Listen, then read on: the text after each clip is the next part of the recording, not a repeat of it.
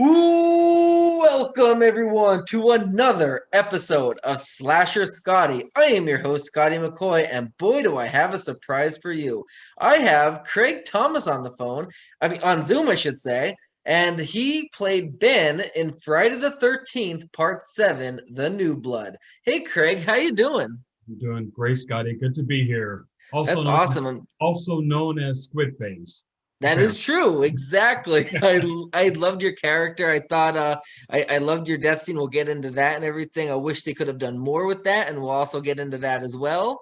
Right. But I really enjoyed your character, and I think I really this. It's funny because this movie is actually the movie that got me into horror films. Believe it or not, at 6 years old. Wow. Okay. Yep. So this is the first horror movie I've ever saw, and it got me into wanting to watch all the Friday the 13th from the beginning, and after that, the Halloweens and all the others. Right. Okay. So, Well, yep, welcome. this movie's where Welcome. it From all what I started. find, Exactly. So the first question I got for you is not Friday the 13th related, but how did you get your start into acting? let's see. Well, I had been acting all through high school. I was the, typical kind of acting nerd. I was the drama club president and did Hmm. plays in high school and did a lot of acting competitions with other Right. schools. And there was an actor who was a working actor, came to our school and he said, you're a really good actor. I have an agent in Hollywood. I grew up in Gardena, which is a suburb of LA. And so, yeah, he introduced me to his agent. I auditioned for his agent, and then that pretty much started my career. That's awesome. Awesome. And I mean, great. I mean, this movie alone is amazing. Like you did great in it, obviously. And like I'm sure you had an audition for it. There's some people that I interview, they don't have an audition for Friday the 13th. Did you have one? I did, and actually at the time, this is in the '80s, so landing Friday the 13th was a big deal around during that Hmm. time, and so it was really top secret. So when I actually auditioned for Friday the 13th, I didn't know it was a Friday the 13th. Hmm. They called it Birthday Bash. Hmm. And so they really kept it secret in terms of what project I was auditioning for. So it wasn't until I got the job that my agent told me that it was a Friday the 13th. That's awesome. What was your reaction to that? Well, honestly, I wasn't really, I had never really, I think I had seen the first one.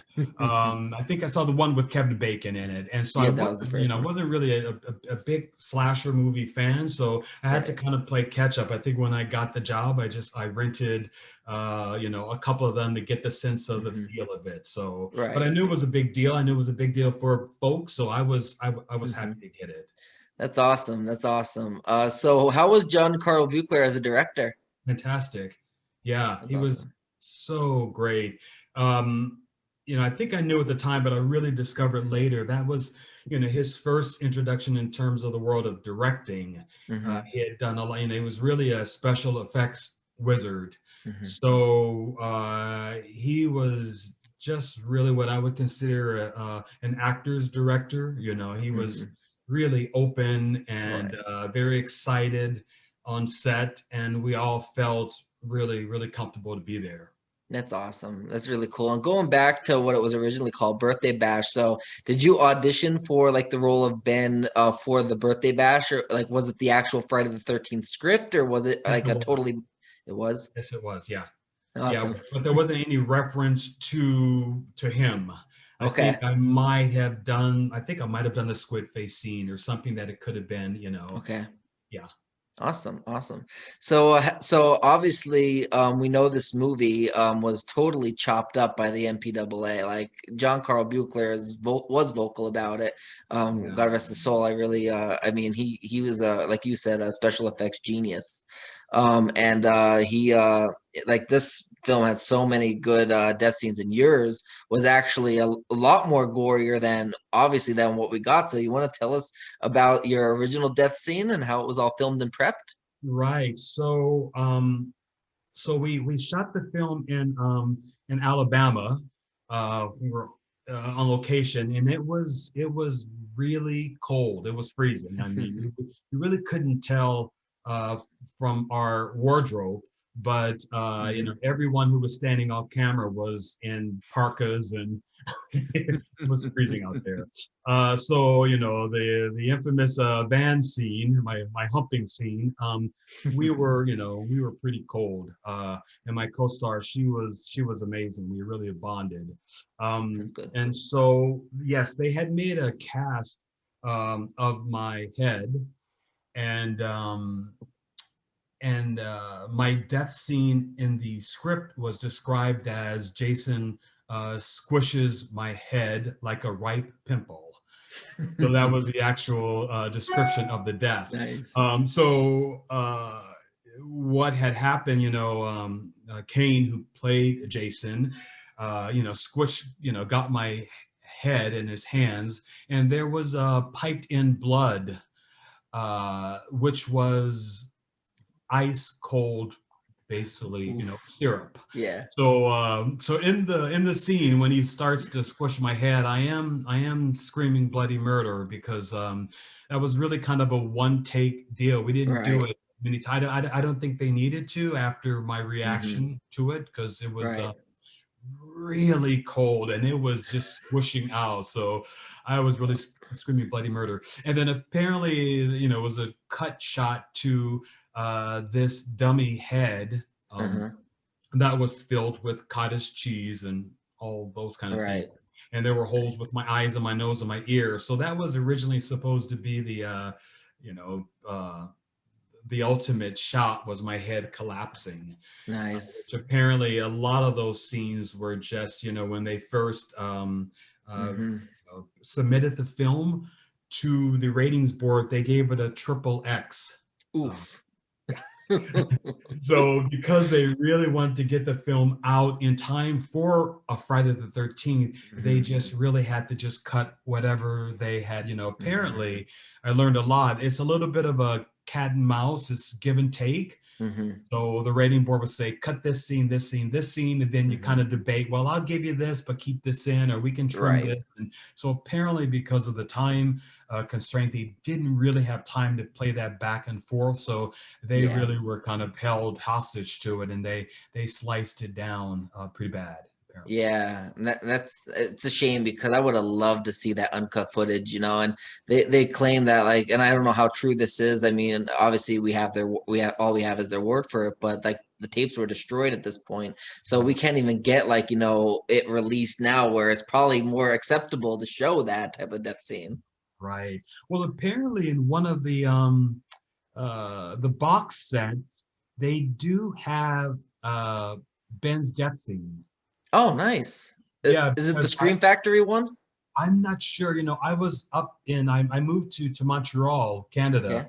for a couple of years, and I was literally at a bar, and someone came up to me and said, "Oh, were you on the Friday the 13th?" And I said, "Yes, I was." And we kind of sparked up a conversation. He had mentioned about the death scene. I'm Hmm. like, "Yeah, that was cut out." And he said, "Oh, Nice. no, Okay. I saw it in one of the box set." I'm like, "Really?" So I had Nice. no idea. So I've never even seen it myself, I but know the out there. Scream I know the Scream Factory released a it's like I think it's like a 16 disc box set, and it's like over 20 some hours of content and everything. I have it.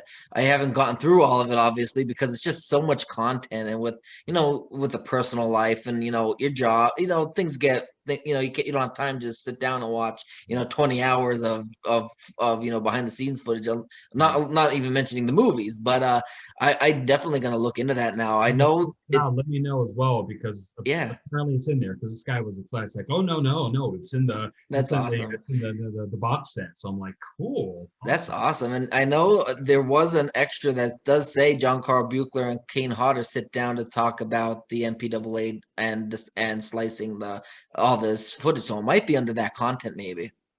I'll have to look Well, into that.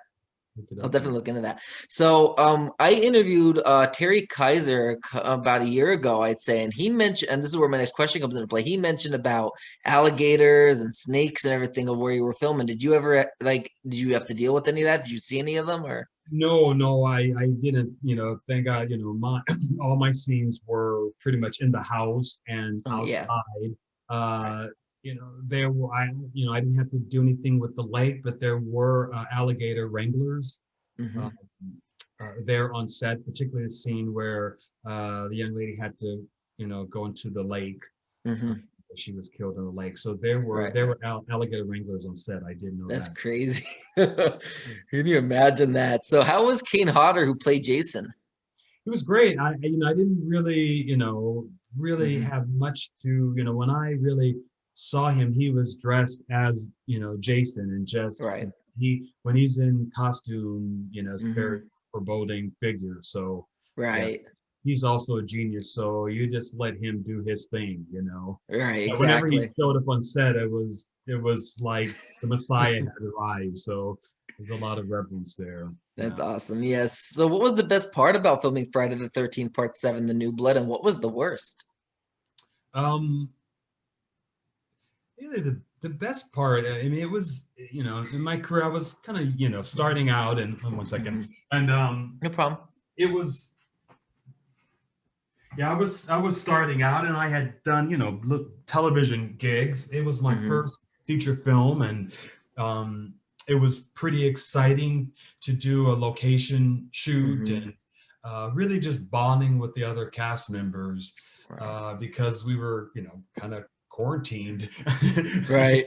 Bad word now. Sequestered, bad word now. But we were all just, hanging out like we Hmm. were, in a camp. Right. So that was really great. Just, being on location with a bunch of, young and up and coming actors. So that was the Hmm. great part. Really connecting with my co-star Diana, and we took little road trips to New Orleans. So Hmm. that was the best part. In terms of the worst part, I mean, I really I had an amazing experience. I really did. Right.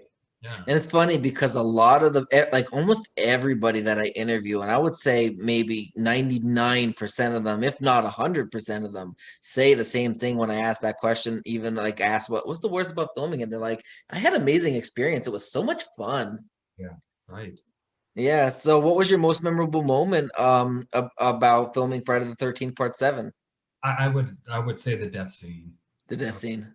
Yeah. That Right. yeah, I that's did mention I've been interviewed before, and it's true. I have to mention it because we're in the 80s, and hmm. so we had my sex scene with my Hmm. girlfriend, and Right. I remember being a little snot nosed kid that I was, I asked John about condom wrappers Right.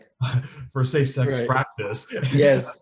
I just wanted to be conscientious about this thing, and he Right. was like, "Craig, you're going to be dead in 5 minutes." So kind of a mute point. I'm like, Good point. right, okay, fair Right. enough, I guess. Right. And it's funny because a lot of the sex scenes in not just Friday the 13th, but Halloween, all the other franchises, like you think like they don't last long. Like it's like, is it really that quick? Like, are they just really these teenagers? You know what I mean? Like even look at Halloween, like the first Halloween, I'm sure you've seen that. Where young Michael Myers at the beginning, he goes in, they go upstairs, next thing you know, 2 seconds later, he's coming downstairs. It's like, what? Yeah, right. Yeah, well, kids. Yeah. Yep, the kids exactly. So Yeah. what was the environment like on set of Friday the 13th Part 7, The New Blood?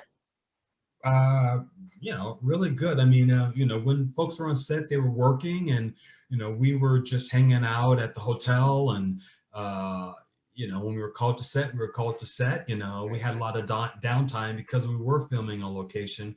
We Right, had to kind of really just hang out, whether or not we were working or not. So right. it was, like I said, it was like camp, and then you were Hmm. called to the set, you hung out with your buddies, and then Right, back to your hotel you went. right. Did you go to any like, was there any like going as groups like the bars or the clubs or anything? Nothing. There was nothing. We were in the boonies. Oh, wow. Yeah, we were Crazy. we were um we were staying in like a very campy, rustic, but like a resort, but really Right. rustic.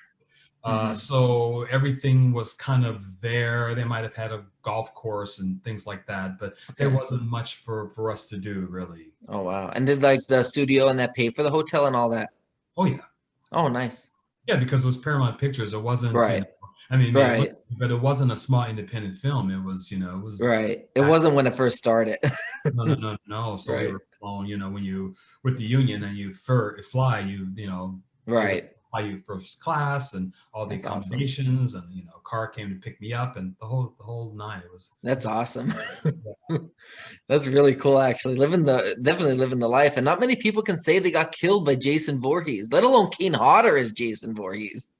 Yep, it was great, and Yep. like I said, that the actual death scene was just so much fun to film. Right. That's awesome. So the last question I got for you is obviously we're here in COVID-19 and there's not a lot going on, but any projects, conventions or appearances, social media sites, websites, or anything else you'd like to promote?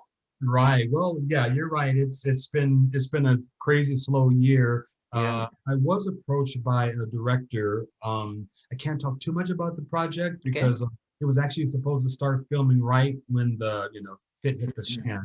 shan. But it's a throwback to slasher films. Mhm. So I think they're slated to film that this summer. Okay. So he's reached Awesome. out to me to play one of the characters in it. So I read the Awesome. script. It's really fun, really throwback. Awesome. He's a big fan of that genre. So I'm going to Awesome. be working on that. And then I'm just going to be auditioning for an independent film, a comedy Okay. that may be filming this summer as well. So two Awesome. projects that are kind of in the works, so that's pretty exciting. Awesome. So I'm sure you have IMDb. So if anybody watching and listening to this wants to see what Craig has been up to, obviously go to his IMDb. I'm sure those projects will be added on there and anything else you have coming in the future after this interview wraps. So that way they can keep in tune of what you're doing and support all of your amazing work. Perfect. Thank you so much. Awesome. Any social media or websites you want to promote? Uh, no, just I've got all my stuff on IMDb, so just Okay. Craig Thomas. Awesome. Sounds like a plan. Well, I thank you, Craig. My pleasure. All right, before I let you go, I just want to say this is going to be going on to my new YouTube, Slasher Scotty. So get anybody that's watching this on there to give it a subscription. If you're listening to this on the podcasting platforms, obviously go to Slasher Scotty on YouTube and subscribe. And if you're on, Apple Podcasts or wherever you are, Google Podcasts, Spotify, Open Box, all those podcasting platforms, give me a 5-star rating, subscribe, give me a comment, a review, whatever you can do. And I thank you, Craig, again for your time. It truly means a lot. I'm so glad we were able to make this happen. My pleasure. Thank you so much. Awesome. All Yep. right. You have a good rest of your day. You too.